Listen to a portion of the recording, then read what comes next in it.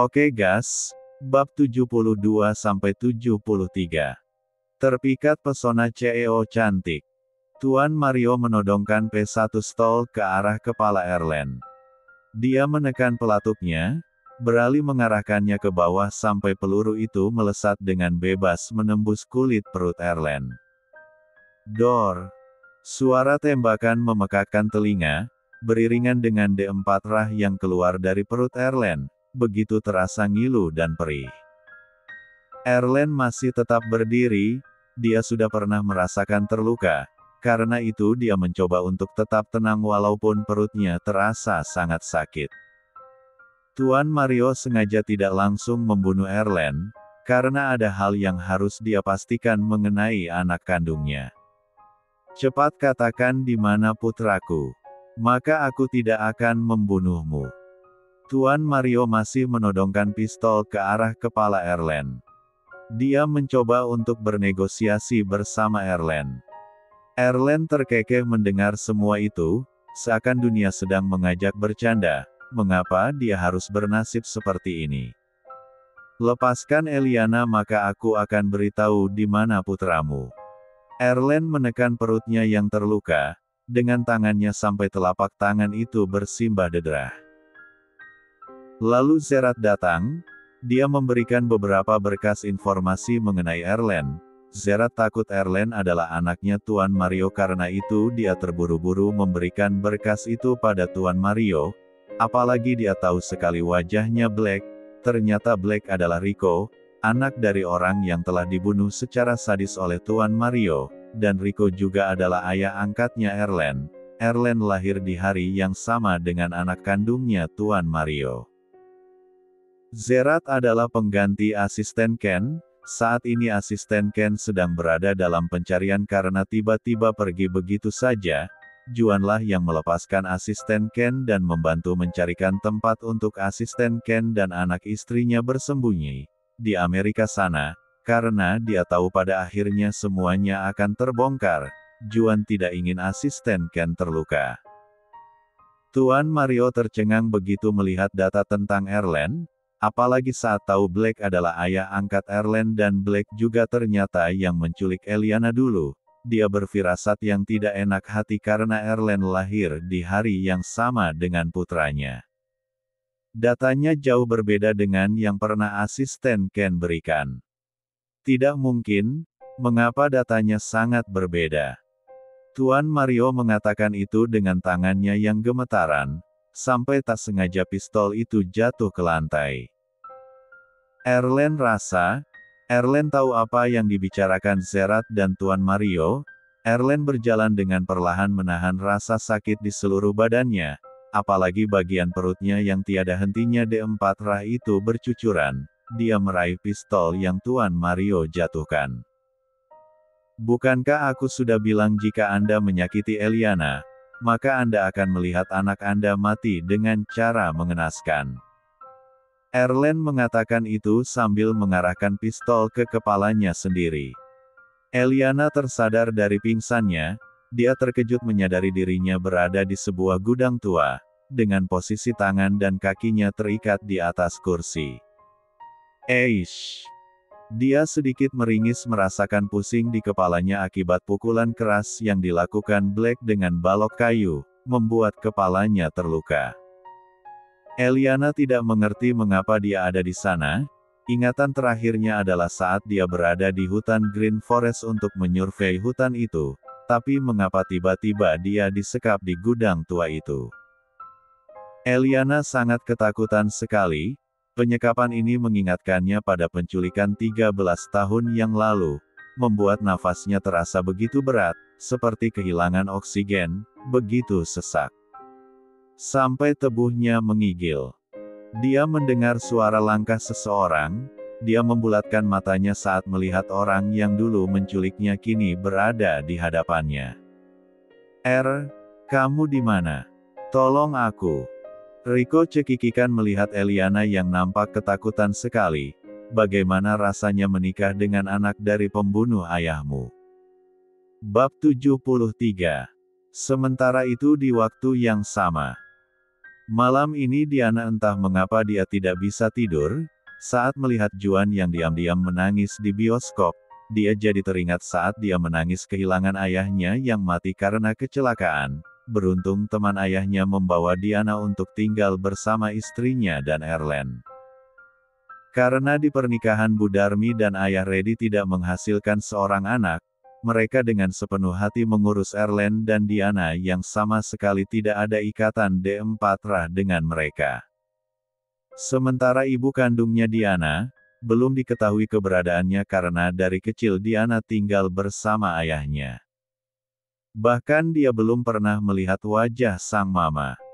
Dari Bu Darmilah yang membuat Diana tidak membenci ibu kandungnya, dia yakin ibunya pasti tidak membuangnya. Mungkin ada suatu alasan membuat dia pergi meninggalkan dia dan ayahnya. Diana memandangi sebuah kontak nomor yang dia namai Om Jutek. Dengan hati yang berdebar-debar dia ingin mengirim pesan kepada Juan. Kirim pesan atau tidak? Kirim pesan atau tidak? Hatinya terus bertanya-tanya. Diana memutuskan untuk mengirim pesan pada Juan. Pesan yang dia kirim lumayan panjang sekali, walaupun harus beberapa kali diedit, sampai akhirnya terkirim juga. Aku masih kepikiran tentang film yang tadi kita tonton. Tapi Om, percayalah seorang ibu tidak akan mungkin mau menempatkan posisi anaknya dalam posisi kesulitan. Tidak akan ada seorang ibu yang tega menjual anaknya demi kebahagiaannya. Saat seorang ibu harus berpisah dengan anaknya pun bukan karena keinginannya, tapi karena keadaan yang memaksa, mungkin saja dia selalu menangis mengingat anaknya yang terpaksa harus berpisah. Aku yakin sampai kapanpun nama anaknya akan selalu di hatinya. Ya, nama Juan selalu ada di hati Bu Darmi, makanya Bu Darmi memberi nama restorannya dengan nama RG, yaitu singkatan dari nama asli Juan, Rega. Juan yang sedang duduk sendirian di apartemen, matanya berkaca-kaca ketika membaca pesan dari Diana. Kata-kata Diana sungguh sangat menyentuh hatinya. Apalagi setelah dia tahu alasan sebenarnya mengapa dia bisa tinggal bersama orang tua Erlen, rupanya Tuan Mario yang merebutnya secara paksa dari pangkuan Bu Darmi. Saat Tuan masih remaja, Ibu Tuan pernah datang menemuiku untuk mengembalikan uang pemberian dari Tuan Mario. Bu Tuan bilang dia tidak akan pernah memakai uang itu. Karena dia sangat berharap Tuan bisa kembali padanya. Ucapan asisten Ken masih terngiang-ngiang di telinga Juan. Dia pikir Bu Darmi telah menerima uang itu, sehingga dia mampu membangun restoran RG. Rupanya dia salah paham. Betapa sesak hatinya memikirkan bagaimana perasaan ibunya saat mendengar ucapannya waktu di kantor utama Alaska. Pasti dia telah melukai hati Bu Darmi. Juan menghapus air matanya yang tiba-tiba mengalir ketika mendengar suara seseorang menekan bel apartemennya. Juan berusaha menyembunyikan kesedihannya begitu mengetahui siapa yang datang ke sana. Seorang wanita parubaya yang begitu sangat menyayangi dirinya, kasih sayang yang seharusnya diberikan pada Juan asli. Mama. Juan nampak sumringah menyambut kedatangan Nyonya Vera. Nyonya Vera begitu bahagia karena bisa melihat Juan lagi. Padahal dia sangat kecewa mengapa Juan tiba-tiba memutuskan untuk pindah ke apartemen, tapi dia mencoba untuk memahami keinginan Juan. Mama bawa makanan kesukaan kamu, tongseng ayam. Padahal ini sudah malam, harusnya gak usah repot-repot mah. Juan merasa tersentuh dengan perlakuan Nyonya Vera padanya, namun dia merasa bersalah karena Nyonya Vera mengira Juan adalah anak kandungnya. Tetap saja Juan tidak ingin melewatkan menyantap tongseng ayam buatan Nyonya Vera, makanan kesukaannya. Nyonya Vera sangat bahagia melihat makanan yang dia bawa habis dimakan Juan. Setelah selesai makan, Juan mendengarkan cerita Bu Vera mengenai pertumbuhan Juan masih kecil. Mama masih ingat loh waktu kamu masih berusia 5 tahun, dulu kamu sangat menyukai Batman. makanya saat ulang tahun kamu ingin konsepnya semuanya serba Batman. Nyonya Vera terkekeh mengingat kenangan itu, dia memang selalu memanjakan Juan. Ma, Juan mengatakannya dengan nafas yang berat, dia memandangi Nyonya Vera dengan mata berkaca-kaca. Kenapa Juan? Nyonya Vera memandangi Juan dengan tatapan penuh rasa heran karena Juan terlihat sangat sedih sekali. Seandainya aku bukan anak mama, apa mama akan tetap menyayangiku? Pertanyaan itu membuat Nyonya Vera sedikit menganga, lalu dia terkekeh geli, ya ampun pertanyaan macam apa ini, sudah jelas kamu anakku, Juanku.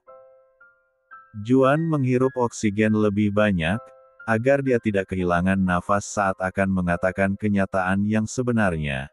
Tapi sayangnya aku bukan Juan anak kandung mama, aku ini palsu. Nyonya Vera tercekat mendengarnya, dia tidak mengerti mengapa Juan mengatakan itu padanya. Dia memandangi wajah Juan, dari raut wajahnya sangat jelas sekali Juan mengatakannya dengan sungguh-sungguh. Aku bukan anak kandung mama. Nyonya Vera menggelengkan kepalanya, enggak mungkin. Jangan bercanda sama mama, Juan. Tapi memang seperti itu kenyataannya, Ma. Maafkan aku rasa mama harus tahu kebenaran ini, aku tidak mau merasakan bersalah setiap kali mama memperhatikan aku terlalu lelah dengan semua ini. Perkataan Juan bagaikan sebuah benda keras menghantam jantungnya, seakan jantungnya akan segera meledak. Nyonya Vera seperti kesulitan mengambil nafas, terasa begitu sesak dan dadanya terasa ngilu. Dia terus memukul-mukul dadanya. Tubuhnya terasa semakin lemah sampai dia ambruk. Mama. Juan terkejut melihatnya, dia menahan tubuh Nyonya Vera yang terjatuh pingsan. Ma, bangun Ma. Juan pikir penyakit jantung Nyonya Vera sudah membaik, karena selama ini Nyonya Vera terlihat baik-baik saja, rupanya Nyonya Vera tidak ingin melihat Juan dan Tuan Mario mencemaskan dirinya. Karena itu dia selalu terlihat baik-baik saja di depan mereka. Juan sangat kalap, melihat keadaan Nyonya Vera. Bagaimanapun dia sudah menganggap Nyonya Vera sebagai ibunya sendiri. Dia tidak mungkin mau terjadi hal yang tak diinginkan padanya. Juan segera membawa Nyonya Vera ke rumah sakit.